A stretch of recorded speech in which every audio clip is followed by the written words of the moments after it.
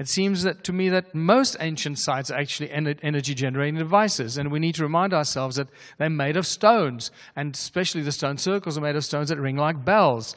And these stones have high crystal content, and crystal content means quartz, quartzite, crystal, silica. This is all materials that conduct sound and conduct light. This is all the stuff that we use in the most advanced silicon-based technology today. And we also need to remind ourselves that digital data can be stored in crystals, in quartz crystals. But obviously that's not being used in the technology world today, because otherwise they just give the game away. Once we can start storing digital data in our crystals, then the whole, you don't have to go and buy the crappy storage devices anymore. Because you get one crystal and thank you for life. It's virtually infinite amount of information in there. So what we need to start doing is looking at stones as living, conscious entities, organisms. They store knowledge and information. They conduct sound and light. They have essence and consciousness imbued in them. Rocks are not just inanimate objects, and this is why ancient cultures and these guys in the ancient times used stone in its original form.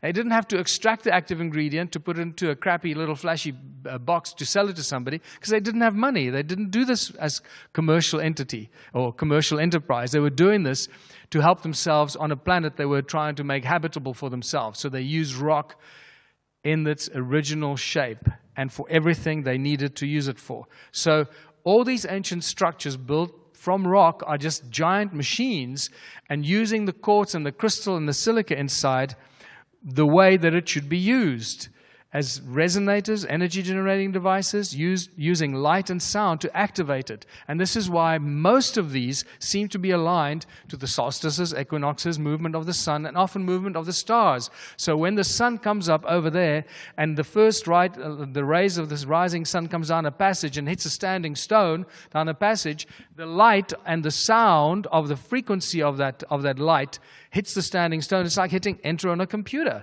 It activates the machine to start doing whatever that machine was constructed to do. And then the sun moves, and on another solstice over there, it comes down a different passage and the first morning light hits another standing stone, and that machine gets instructions to stop doing what it was doing and do something else. And possibly that's what happens with the movement of the stars as well. When they go down these weird shafts and etc., they activate the light and the sound frequencies of that light, of the starlight and the sunlight and possibly the moonlight, are the activators to switch on these ancient machines. So they built them without having to have human or intelligent intervention, just operated by the movement of the sun, the moon, or the stars. And we know that they're active because photographs like this tell us that they're still active. Obviously, we know this from the stone circles in South Africa. We've measured many of them. The sound frequencies are insane. Even Stonehenge, the beautiful concentric properties that have been measured in Stonehenge show us that it's strong acoustic properties that were created by intent, not by accident. And I believe, just like everything else, Stonehenge was a very powerful energy-generating device, a huge, powerful resonator, and much, much older than we can imagine. The ancient sites are just basically advanced technology on a gigantic scale. And we've never been able to see it because most of us don't really get images, or we don't see these ancient sites from the air, like the stone circles. When you stand next to it and you walk in these temples in Egypt, it's so overwhelming and so mesmerizing that we don't really see the wood for the trees. But when you start looking at it from the air, everything changes.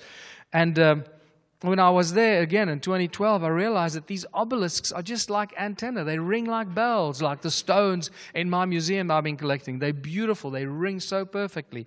And when you look at these temples in Egypt, they're just too many pillars, not enough space. It's obviously not meant to come and kiss butt of some king or some god and offer food and come there for forgiveness and all. It's just, it's the wrong shape, the wrong size, too many pillars. Why? And when you start looking at it from the air, you realize what it's all about. It's not about worshiping and offering food and that. And you start seeing what's going on. And resonating, vibrating pillars on beautiful platforms, acoustic chambers. And very quickly you realize that these are just templates for gigantic circuit boards, gigantic energy circuit boards on a scale that we could not have imagined. microprocessors become giant macroprocessors. And this is one of my favorite images. And the pyramid is just a beautiful example of the same thing. It just carries on.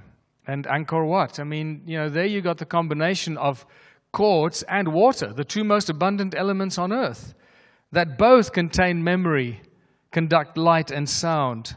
Saksai Huaman is another great example of just a circuit board on top of a mountain.